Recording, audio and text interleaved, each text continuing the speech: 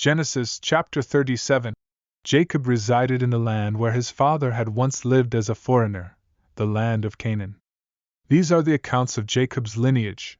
Joseph, at the age of 17, tended to the flock alongside his brothers.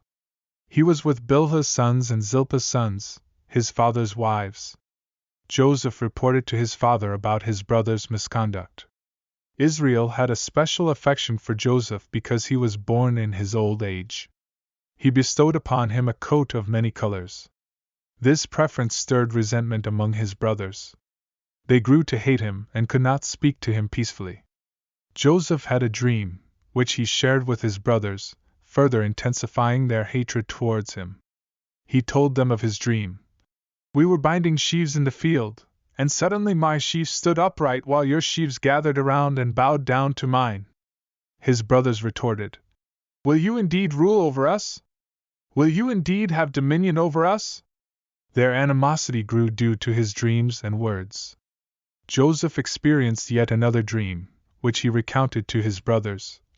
"Listen, I dreamed another dream. The sun, moon, and 11 stars bowed down to me." Joseph disclosed this dream to his father and brothers. Jacob reproached him, asking, "Shall your mother, brothers, and I indeed come to bow down to you on the earth?" His brothers envied him, but Jacob pondered the matter. When his brothers went to tend their father's flock in Shechem, Jacob inquired of Joseph, "Are your brothers not in Shechem, pasturing the flock? Come, I'll send you to them." Joseph responded, "Here I am."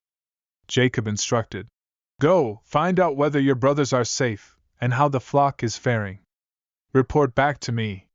So, he was sent from the valley of Hebron, and he reached Shechem. A man encountered Joseph wandering in the field and inquired, "What are you seeking?" Joseph replied, "I'm looking for my brothers. Can you tell me where they're pasturing their flocks?" The man responded, "They've moved on from here, for I overheard them saying, 'Let's go to Dothan.'"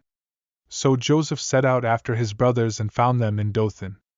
Seeing him from a distance, his brothers plotted to kill him. They said, "Look, the dreamer is coming. Let's kill him and throw him into a pit. We'll say a wild beast devoured him, and then we'll see what becomes of his dreams." But Reuben intervened, urging them not to take his life. "Let's not shed blood," he proposed. "Instead, let's cast him into this pit in the wilderness, but don't harm him." Reuben's intention was to rescue Joseph and return him to their father. Reuben suggested they spare his life, saying, "Don't shed blood, throw him into this pit in the wilderness, but don't lay a hand on him." Reuben hoped to deliver Joseph from their hands and bring him back to their father. When Joseph arrived, his brothers stripped him of his coat, the coat of many colors that he wore. They seized him and cast him into a pit, an empty pit with no water.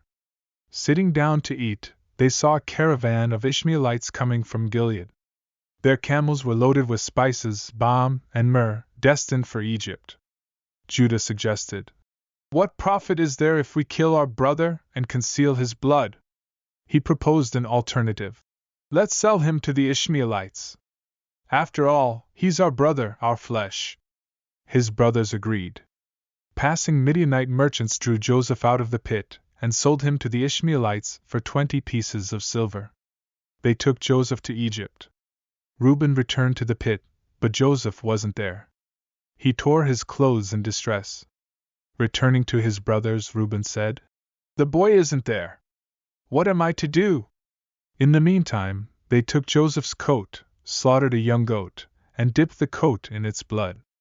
They took the coat of many colors to their father, saying, "We found this. Determine if it's your son's coat or not." Jacob recognized it and cried, "It's my son's coat! A wild beast has devoured him. Joseph is surely torn to pieces." In mourning, Jacob tore his clothes, wore sackcloth, and grieved for his son for many days. His sons and daughters attempted to console him, but he refused comfort, saying, "I will go down to Sheol mourning for my son."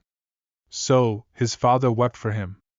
Meanwhile, the Midianites sold Joseph to Potiphar, one of Pharaoh's officials and the captain of the guard, in Egypt.